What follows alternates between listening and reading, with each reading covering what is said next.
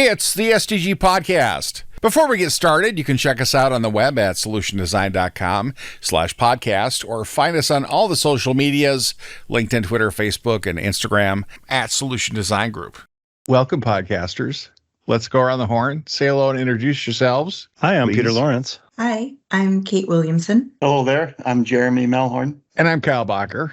And today we're going to talk about stretching. So we've talked about stepping outside your comfort zone. This is more specific, stretching from your primary skill set into something secondary, tertiary, quaternary. I don't know what 5 is. So not goat yoga. Okay. So you get an engagement that's in your wheelhouse and it goes great. And then there's another opportunity that's near your wheelhouse. You can get up to speed. Peter, you've done this. I have done this a couple of times. Tell us your quick story about one time that you've done this, and then that'll kind of take us in. Well, I'll give you a sort of my oops, maybe I shouldn't do that. I should know better than to do that. And I think it was a valuable lesson.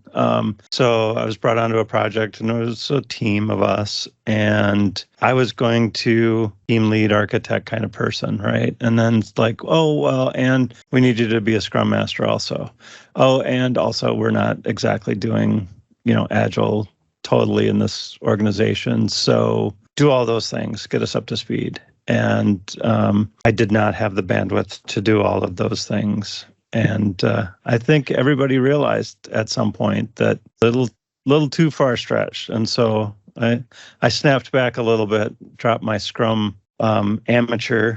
We won't call it a master for sure. It was Scrum amateur, and went back to just doing the technical side of things. So you're not only stretching into new areas, but you're also stretching across too far. You're taking on too much. So you're spreading yourself too thin. So it's stretching. You're basically just a thin membrane. Learning a new language on the fly, totally doable. Very easy. Doing Scrum Master at the same time, not a plan I ever will repeat again. Kate, what's your story? Just one example. Sure. Big one for me was totally self-inflicted. I asked to stretch. I had been a .NET developer, and there was a need for a project manager on the same team. So I volunteered to fulfill that role, as well as continuing with my development responsibilities. And I felt it. I began to feel the pressure coming from both angles, but my team and my leaders were willing to accommodate. So kind of pull back on some of the development work to really focus on the project management side, which is the area that I wanted to move into. Because when you do that, you kind of have to be a senior person to even approach anybody to take that role on. So you're doing all the hard development, all the key pieces, and and then add this whole other job on. Yeah. Yes, eventually. And I was able to assign out the development tasks. So eventually I stopped, assigning myself the larger features that were more time consuming. So for the sake of everyone, QA especially. It's just Jeremy, a little late. What's one time you had to stretch? Because we've all done it. I know you've done it. On the project delivery side, it's actually quite common. A lot of the times it's expected, especially if I'm on the business analyst side, right? It's a very generic, it means a lot of different things at various organizations, right? So you are brought in to do analysis work, writing user stories, getting requirements, your standard stuff.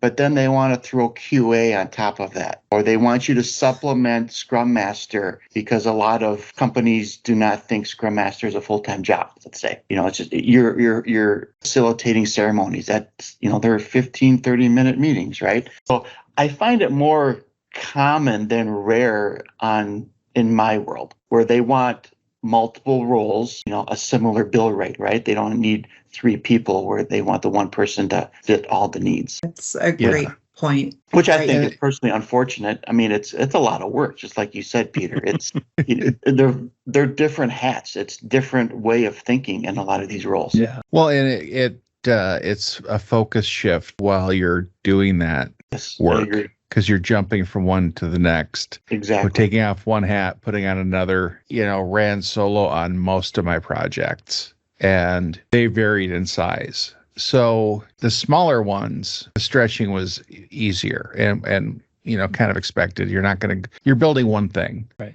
And they know what it is. And so it's not very difficult to stretch. But being a master configurator of things and not really a developer that creates whatever you want from scratch, I kind of had to stretch into kind of a BA role and be in the room when requirements were being discussed, because that was the best time to try to get them to fit into the capabilities of the platform. And it's like, well, how important is this to you? How much time is it going to save? And if we did it a little differently, is that going to work for you? The way you're describing it is not quite going to do it. So if I wasn't in those meetings and stretching into those areas and sometimes stepping on some toes, I couldn't do that. And then it was another meeting. And further, I get this, the Christmas morning, the dream requirements and all that stuff. Then I'd have to go, it's like, well, if we do this, I need to bring in a developer. Yeah. We need to make this, we need to code this to make this work this way. But then other times, the real stretch was, one of my projects was we don't have anybody else to dig into this area. And I'm like, I'm not, that is not in my wheelhouse. I don't have a shovel. And I mean, it was, I don't want to go into it that far.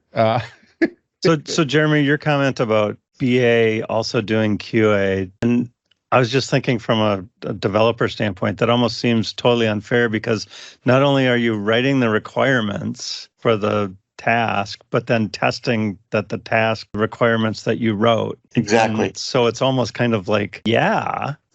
Right. It's almost a type of cheating and just passing things without really truly testing.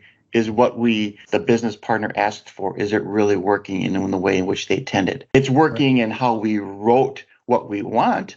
How you thought it should. Yeah. Exactly. It functionally works the way it was described. It's the unfortunate part of that is such a common thing. It's I like to bring it up in interviews and say, have you done QA? I'm like, yes, I've tested. Pretty much everybody has, either whether you want to or not. I mean, developers, you do the unit testing on your code. There is some flavor, but it's an art to truly quality test and the gotchas and the other scenarios that you don't think of. Right. And it's an unfortunate piece, because I think it can be a very large misc, and it can create a lot of turmoil and chaos when it's not done right. Because I think the problem with lumping QA in with other roles is there's kind of a natural bias in those roles. So like when a developer QAs their own stuff, I'm the worst QA person in the entire planet. Like I know how I intend this to be used. Mm-hmm. I'm going to use it that way. It works fine. We're good. It always works how I coded it. Mm-hmm. Yeah. So unit testing passes, QA passes, and then you roll it out. This is why I love QAs that are out to get me. Yeah.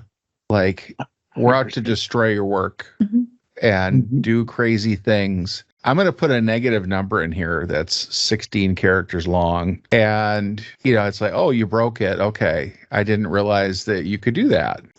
For my, I did the PTO balance rollover stuff, and someone put in a negative number and it gave them 500 hours of PTO revenue sharing. I'm like, okay, I need to fix that. That's too bad that didn't go out to all of us. I was a little disappointed to learn that. It's not in production. But that stretching across multiple roles, you're not going to be as effective in each one because of the just natural distraction. And I've always tried to communicate that scenario. I'm not the best one for this. There's going to be some ramp up learning curve. It's going to take some time for me to dig into this. Is that okay? And because there's nobody else. So it's being fine. A consultant, that's a difficult subject. I mean, you want to provide value, right? You want to build that trusting relationship, and that word no can come across, negatively, or it's a tough word to say to our clients when you want to, build their trust and make it a positive experience. I want to do everything for everybody. Yeah. Saying no is the title of our next podcast. Because we can go deep. I think, have you been in a position where you have to ask someone else to stretch? Like you're Yes. putting that on somebody else to do. And I think it's helpful when you're having that conversation to explain the reasoning behind whether or not it's a temporary or long-term stretch. Also, reassuring them that they have, support behind them as well to make them as comfortable in that stretch as they can be. Listening to their concerns, of course. Yeah. Get them not to say no. I know, exactly. Yeah. A hard no on that is like, whoa, Yeah. because you have to have flexibility and a willingness to help out and all of that. And so like my hard no was .NET code. Oh, I'm come on, like, Kyle. what's the first thing I said when you were doing my tech interview, Peter? Something about not coding. Don't ask me any technical questions. 'Cause If I'm you not gonna give me answer the 'em. clock problem, I'm Yep. walking out. I'm walking out. Leaving. Well, it was Fuddruckers, so I'm leaving after I eat. If I can wake up. So, talked about stretching into other skill sets, spreading yourself too thin. When there's no area, no one to stretch to, when you have that gap and no one can fill it and they can't, they don't have budget to add headcount. Have you been in that situation? Yes, for sure. And then you stretch. You do. I think we all subconsciously stretch. I mean, just like Kyle and Peter, like you said earlier, when you're in meetings and you're talking about functionality and requirements, you guys are asking questions because you're already solutioning or thinking about what needs to happen. So in our industry, I think everyone is a BA in some way, shape, or form because you're asking the question, right? You're not doing the role, but you're thinking that way, right? And I think we all stretch in some way, shape, or form without even thinking about it. Yeah, walking into a project, there's always that mystery of what is the work? Mm-hmm. Like, what are we dealing with? What am I walking into? So kind of being open, kind of what happens and fitting yourself into what is required of you. I think, when I was new at consulting, if I didn't know everything and know how to do everything, I felt like, oh, total loser. Yeah. Mm-hmm. Imposter. It's like, no, the consultants walking in and getting their feet under them. One thing I like about, SDG is the customer's hiring consultant and SDG. Mm-hmm. Right. The SDG whole support system is behind that consultant. So you've got your communities and groups and experienced people. And, as we've grown, there's a lot more of them with a lot broader skill set. So that support system gets better and better. Right. And so just throwing a question out, we hire good people, decent folk that care. So you throw a question out and it's a race for people to give you an answer. Mm-hmm. The only way to get a faster answer is to put a question out there with the wrong answer with it. So people want to correct you. That's even faster. I think it's a key part of our success as a company is dedication and the passion we all have for the industry. And it's what garners us to bring on the great talent that we have. As a developer, they're going from .NET to Java. You got all the patterns and the techniques and all of that in your wheelhouse. There's a lot of crossover. Yeah. Yeah. So that's something you could do. You could pull that off. Yes. If you forced me to take a Java client, and Chad's not here to defend it, but I could do it if I had to. It definitely wouldn't be as fast as somebody like Chad that, knows Java inside out. Yeah. And I would not want to start a Java project, with nothing to go on. Yeah. Right? Like, hey, just whip up this new thing. Like, no, we've got people for that. It's help out with this one problem. Yeah, that's me. I can do that. Yeah. Then it doesn't matter. Throwing you whether into a it's- team in progress. Sure. Mm-hmm. Yeah. I can handle that. We but- need just more heavy lifting on this project. right, or light lifting for a while. Yeah. There's, I think, in setting that expectation, there's always going to be ramp up, learning curve, things like that. And so I think adding that into your language when you're speaking with customers is just kind of communicating that as you go. So there's no surprise if when they ask you to stretch to something, like, okay, I think I can pull that off. I What can do you help out do with that. What do you do if it's something you absolutely cannot do? How do you handle that? Well, I rely on my support system within SDG to talk it through and to try to determine alternatives, what they are. Is it really something that I just can't do, and working with the client as well to get a better idea of their need and why they're asking me to do it. SDG could probably help with that if I couldn't. So really just keeping the communication open across all parties. Those why questions are very powerful. Mm-hmm. Helps justify, do we really need to do this? Is this really needed? Yeah. In a good sense, not a snarky why. No, but I mean, having the experience too, right? Like knowing that developers as QA people is probably about the worst possible QA department you'll ever have, Mm-hmm. right? Unless it's QA developers doing QA, that's different than normal, or we'll call like developers doing QA on their own. There's times where you try to stretch for some of these things to help the client out or to do things. And then eventually you just get to the point where you're like, no, it's not working. And you kind of snap back, right? I think we've talked about that a little bit, like try to stretch and oops, reached a little too far. And I spent a week doing JavaScript and then went, okay, this is not this is not something I should be doing. We've got people that could pull this off in an hour, and I have to start from scratch. I mean, I can steal other people's code and change a few. Right. And I'm better at it, way better at it now than I used to be. But everybody gets better every day. Mm-hmm. Yeah. Well, that's the other thing is when you do stretch, you have to have reasonable expectations for yourself because it's a struggle. There's tension there. You're stretching, remaining limber and then giving yourself that time without beating yourself up because you suck at everything when you start it.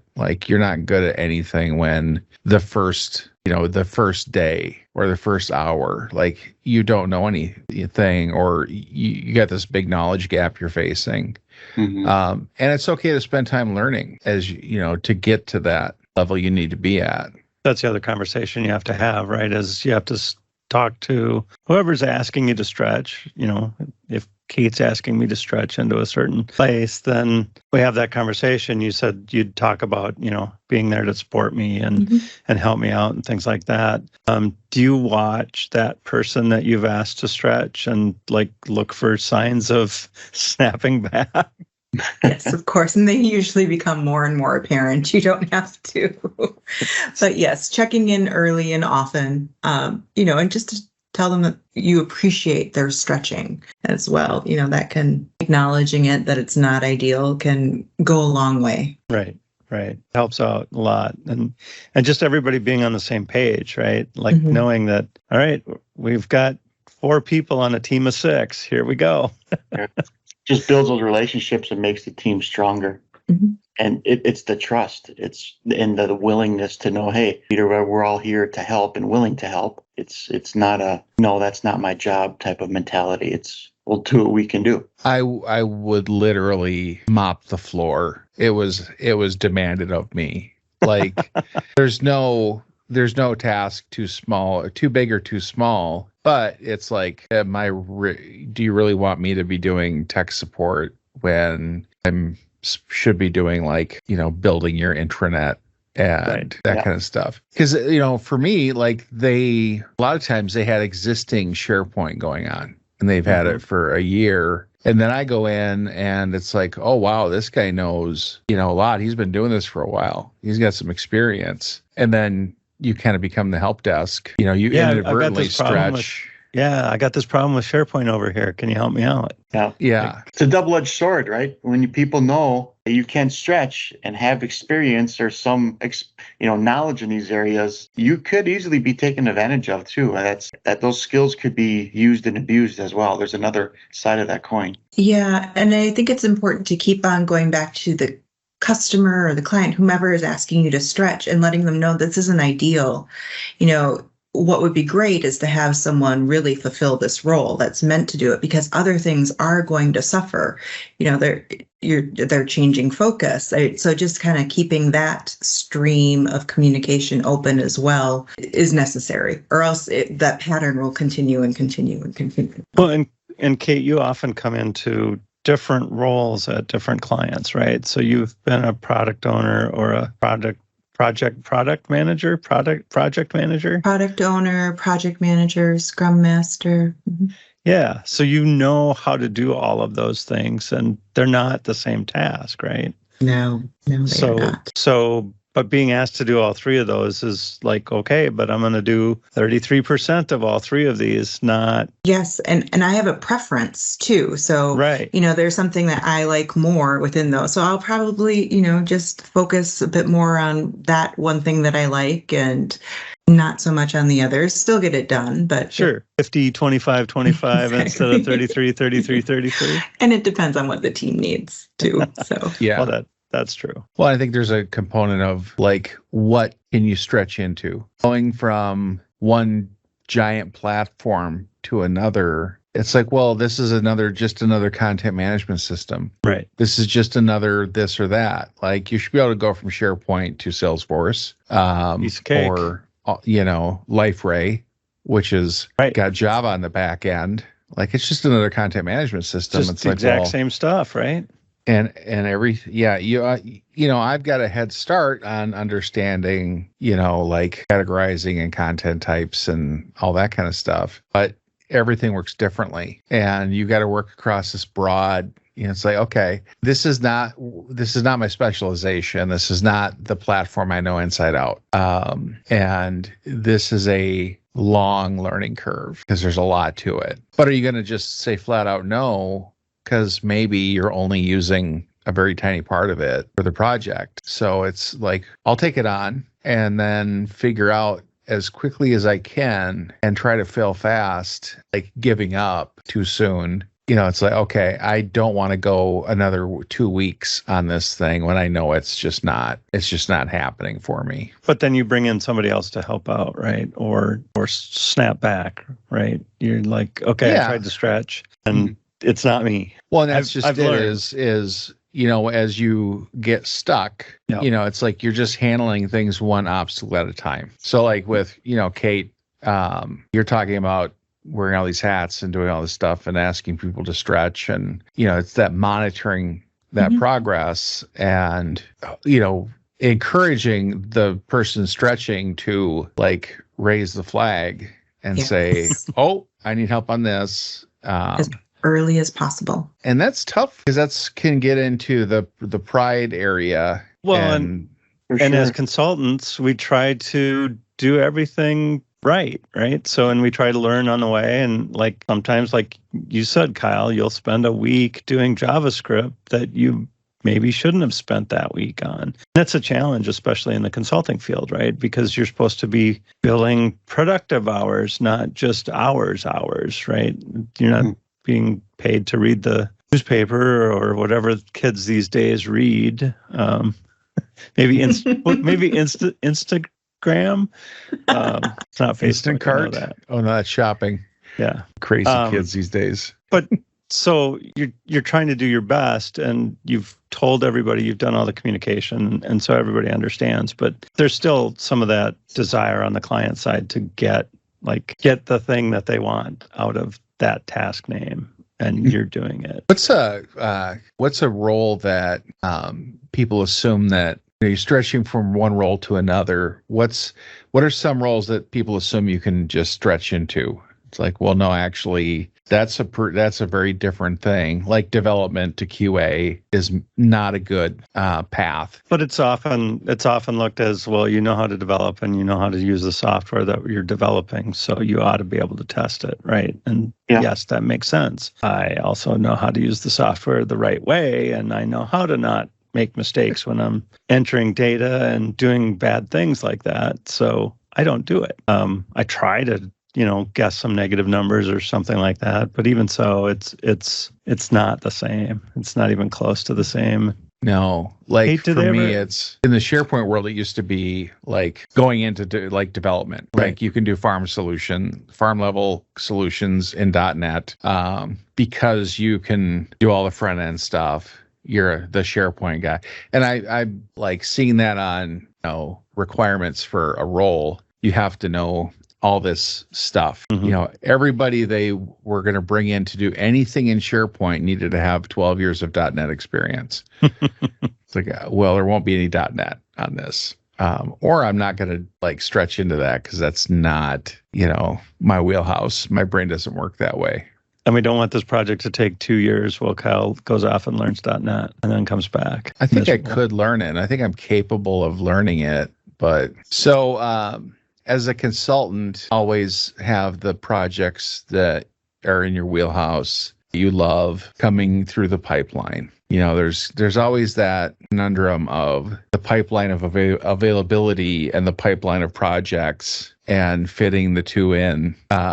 So really, it's like, well, I don't want to just sit here waiting and waiting and waiting. And there's this stretch project they're asking me about. Mm-hmm. I found that in a few cases where I really said I was resisting, and I'm like, no, that's not me. That's not me. When I gave it a shot, it was like, oh, I can do this. Like I didn't know I could stretch into it. And I didn't know exactly what the project was. What they're asking for isn't always phrased in a way that's going to click with what you think they're asking for. Completely agree. Having that willingness to dip a toe in that pond. So have you had that happen, Kate or Jeremy, where it's like, well, I'm going to stretch because this is what's available. It does, whether you stretch because you want to get off the bench and this is what's available, or you stretch because you want to learn new things and you have curiosity. It really doesn't matter as long as you can fill that role and you communicate like what it's going to take for you to do it. I've more stretched within an engagement more so than taking an engagement because it was a stretch. Right. I've gotten more technical, and in areas where I filled a gap and stretched that way is, I think, more of my past experience of what I've done versus saying, hey, I'm going to sign up for this engagement because I know it's a stretch from the get-go. Part of being a consultant, at least for me, is to get to have the opportunities to stretch. I want to experience all these different roles. It might be painful sometimes, but we can get past that. So that's one thing that I really like about consulting is that you just, in time, you'll be in a number of roles and doing a number of different responsibilities that you wouldn't necessarily have at a singular company. That's really true, because I know that I'm not doing the same development that I was doing 16 years ago when I started at SDG. A whole different thing. I know, and I've gotten the opportunity to stretch along the way, and part of those opportunities come when the project is small enough, right? It's a lot easier to stretch on something. If you're a one-person band or what have you, it's a lot easier to stretch into those spaces and do the project management because you know exactly what you're doing as a developer because you're the developer, exactly. Right? And so but you're not keeping track of 15 developers at the same time, like Kate and Jeremy and you guys are keeping track of on your projects, right? Mm-hmm. Yeah, I think that within the engagement, sometimes you have like time. Sometimes it's like I can do more. So reaching out, looking for ways of filling that, like, okay, give me more stuff. What else can I do? What else can I help with? And being on the lookout for that stuff, being hungry for it, not just waiting for them to bring it to you and sitting there and well, I'm waiting for these requirements to come in. I'm done with all this stuff and I can't really do anything else until this happens. So I'm just going to sit here and twiddle my thumbs. Like, well, no, like reach out, find something. They're going to, find a team member. Like, is there anything I can do to help you out? And like finding ways of stretching. Like you're saying, Kate, wanting that toolbox to grow and grow. Mm-hmm. Going from one role to the other helps you understand that role better. Like, it kind of all comes back to Dungeons and Dragons. You got the DM running the game, and you got the players. And, I got back into it starting at the DM side, and I'm like, I want to be a player. I need to see things from that perspective so that I'll be better as a DM. That's all right. It all comes back to Dungeons and Dragons. You're right, Kyle. That's all work is basically a subset of Dungeons and Dragons, right? Yeah. You're going where the action is, and you're on your journey, your campaign as a team working together to get something done. And you're going to have to wear multiple hats on, I think most engagements, you're going to have to wear multiple hats. 100%. I mean, that's very true as especially, on some smaller engagements. And by smaller, I just mean where you don't have multiple teams and multiple things, right? You're going to have to stretch to fill in any gap that you find. You may start out as you're the tech arc or whatever, but you'll have to do some development. Big surprise. Yeah. It's not really, you're not stretching, you're sort of stretching back, because sometimes I'm sure, Kate, if we asked you to stretch back to do some .NET development, don't want that. Might be a bit of a stretch, right? For the greater good, you don't want. I had an engagement where like I had more I could do. I had room to do more space. And I can do just open tutoring sessions and help sessions that people can just walk into. I'll just be in the room, Mondays, Wednesdays, or Tuesdays and Thursdays or whatever, finding creative ways of adding value. That was Kyle's way of stretching into his current role today. I am.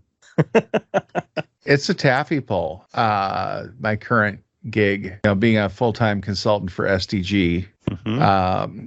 When I reach out for support, I have this giant pool of knowledge that I can draw from. That's the only way I can do this job. If I didn't have people I could lean on for stuff, because we have so many platforms and so much going on. So it's like, well, I could stretch into AWS, but Peter just got his cert. Funny how that works. We have an AWS need and we have an AWS resource. It works out perfect. Yeah. Well, and even that started out as a stretch, right? I wasn't exactly, .NET consulting does not lead to AWS solution architecting necessarily. It's not necessarily a clear-cut, easy step progression or anything like that. It was a stretch, and I did it because it looked fun. Well, there's so many, like all the components of an application running on a server. All of those now have been chunked out into services, and I got to know about compute power. I got storage, I got database, I've got, I got bandwidth, throughput, I've got all this stuff going on, and it's changing all the time. So it is a scramble to keep up and force changes. This is going away. We're shutting this down. This is changing. Yeah, you have to be flexible. You just have to be open. Hey, does that happen in your universe? PIM or something like that was big a while ago. Do those kinds of things go away now and stretch into different project management styles? It doesn't go away. I don't think it'll always be there, but SDG's main focus is all within the Scrum and Agile certifications and following those methodologies. Yeah, I'm just pulling back only acronym I know about project management. So, but that was sort of an old school project management style, right? Or certification that you could do. Often, I mean, even doing Scrum, right? Or or agile is probably a stretch for you at the start. Oh, definitely. And really, again, talking about flexibility, everything, I don't think I've ever run a purely Scrum team. You're always merging and working with, have some aspects of waterfall. So yeah, you're stretching across and getting comfortable with that, and allowing yourself to do things differently just based on the team and the needs of the client. I don't see Wall Street asking for the next piece of work that your team is going to produce, right? It's all about quarterly results and very waterfall-y leading, right? So what roles on the project delivery side of things, are there technologies that you have that change that you have to learn, or is it more just the art of performing that role? From a business analyst perspective, the technology is always changing. Depends on, whether you're using EDI or however the system integrations work. Everybody does the same thing different ways, right? There's so many technologies, so many ways of sharing data or systems talking to each other. I mean, there's the foundational aspect, but it's how the companies utilize the technology and understanding what's A goes to B and just how it's done. From my perspective, that's what's always changing, is how they integrate the systems. Mm-hmm. What information needs to be collected? Is it a push? Is it a pull? Is it it's all that kind of. So for me, the technology changes quite a bit. There's your common players as well, right? The big hitters that are like to always be prevalent. Grow into it, right? I mean, EDI used to be everything, and that's I assume it's going away someday, but. What does EDI stand for? What does EDI stand for again? Electronic Data Interface. So how go ahead, Peter. No, you're the expert. I'll let you tell the story. So for instance, say it's in the industry, purchase orders, transferring purchase orders. You place a purchase order, you send it over via EDI to your vendor. And then that's how the whole supply chain logistics happens, right? You transfer purchase orders, sales orders digitally. So your vendor knows what to ship to your distribution center, and then your distribution center knows where to ship, on what truck, at what time, at what quantities, at blah, blah, blah. So as a BA, how much do you have to know about what they're currently using and what they will be using, what they're moving to, and making them stretch, asking the end users, the people that will be taking this and actually having to use it every day to do their job, how much do you want to have them stretch to use a new system, a new way of doing things? I'll tell you what, I don't care how bad your system is. 2 years later, they're going to be really good at using your bad system. It's tricky, because a lot of the times the end users aren't affected by technology change behind the scenes, right? They still go to the same form, the same screens. It's just data is populated different behind the scenes. So that's where it becomes a balancing act, where I personally shield them from what's going on behind the scenes and just say, you're still going to the same spot, or now you're looking at this field or that screen, but it's more of behind the scenes that changes, and talking to those technical teams responsible for managing that. That's where it becomes a balancing act for me, is shielding the business users, the end users, from the technical changes going on, and just telling them, here's what's changing in your world, and then having a completely different conversation with a technical team to say, here's what's really changed behind it. That's the arena I live in, and I feel like you gotta kind of talk out of both sides of your mouth sometimes. Yeah, I think, and there was a big industry shift from trying to the end user into the solution instead of fitting the solution to the end user. Yep. So it's like, okay, we need to understand them and design this to fit the way they do business. 100% agree. What they're used to. But a lot of people don't think that way. That's a struggle out there. They don't think of the end users. They think of what's the quickest and cheapest way to technically solve the problem, and then make the end users make it work, their perspective, to use that cheaper, quicker solution. And at the end of the day, it can turn into be much more expensive in the long run, but yeah, it's a way of thinking. It's stretching organizations to think differently. That's another way of thinking of stretching, right? It's going from waterfall to agile. That's a stretch. That is an amazing stretch. It's a mindset. It's culture, stretching the way of thinking. It's beyond just what we do as consultants for a living. It's how do organizations think differently?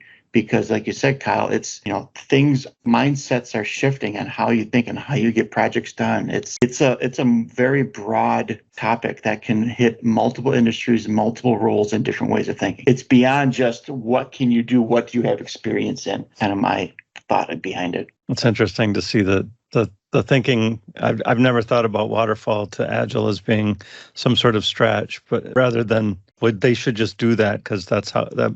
It's obviously makes the most sense, but right. It's a big stretch. It is. From executives, from the budgets, and I mean, you've experienced it's a very, very different way of thinking, and it comes across as risky decisions because of the stereotypes that are out there.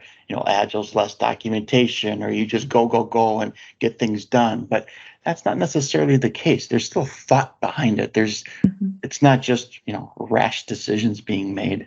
Right. Yes. But you really need that buy-in from the top in order to make it work and have that trickle down throughout the whole entire organization, or else it is unlikely to succeed. How do you break it to the execs that there won't be a Gantt chart? Yeah. Do they really want to see the Gantt chart? They just want to know that the light is green. Where everything included a Gantt chart. Really, what they find more valuable though is looking at a demo at the end of a sprint and seeing actually, might be not pretty and not the end result, but actually seeing the application that's being built. That's the huge selling point to really get them to stretch into this new mindset. Mm-hmm. They see progress visually. They see visual representation of work being done, and they eat it up in spades. Well, and then the vacuum on the other side of that, the waiting for something to happen. Good old days. Wait a year, we'll have something for you at the end of the year. And then it's wrong. It'll probably be right? And then you're using the Gantt chart as a pacifier. Well, here's this instead. Yeah. Chew on this for a while we're still working on this thing, and you'll see it at the end. There'll be an unveiling. It's getting your hands on stuff right away, seeing progress, feeling like, okay, we're getting something. We're getting some bang for our buck. We're getting something out of this. Things are happening. That's so reassuring. Mm-hmm. That's why Agile's so popular, I think. Yeah, that might be the linchpin. So parting thoughts on stretching. I liked that we got to having, the organization stretching, and I wish we had thought of that sooner, because I think there's a lot more there. I want to spin it around now. Yeah. I think it's a big piece of the puzzle. I'll just say this, that you should stretch. You should try it.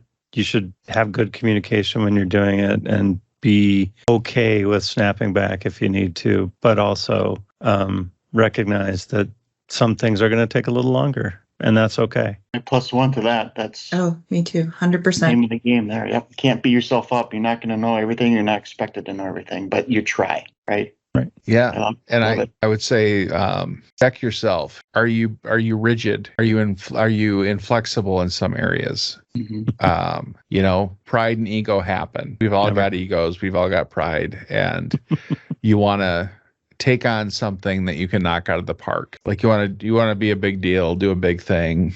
You don't feel like it, if you're stretching, that you're going to be as big of a deal. And that's kind of where humility, flexibility, if you can get to that point, it's way better. It's way better to be flexible when you're already flexible. I like it. That's just genius. Yeah. Yes. I feel like I translated English into English. Yeah. All right. Well, with that, I think we'll shut her down and say goodbye, everybody. Bye-bye. Thank you. Thank you. Good to have you. Solution Design Group is a digital product consultancy in Minneapolis. Check us out on the web at solutiondesign.com or look for us on Facebook, Twitter, LinkedIn, and Instagram at Solution Design Group.